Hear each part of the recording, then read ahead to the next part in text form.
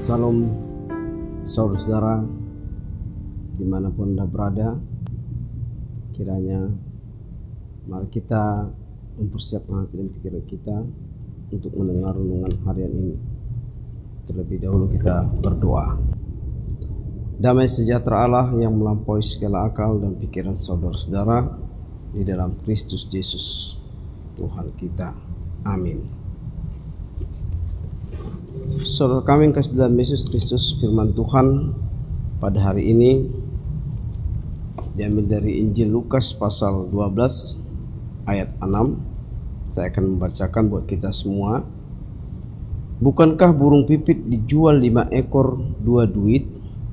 Sungguh pun demikian tidak seekor pun daripadanya yang dilupakan Allah. Saudara yang kasih dalam Yesus Kristus, nas ini mengingatkan kita bahwa Tuhan tak sekalipun meluputkan seekor burung pipit. Apalagi dengan kita manusia yang bahkan sehelai rambut di kepala kita pun dihitungnya.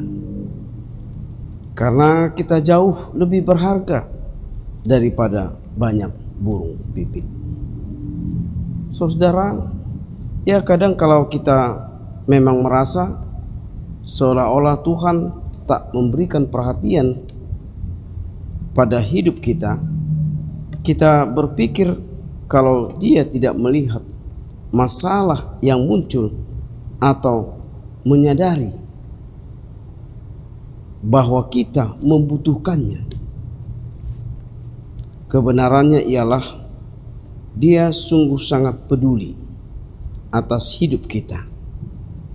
Dia tetap bekerja, mendengar doa kita, dan memenuhi semua kebutuhan kita.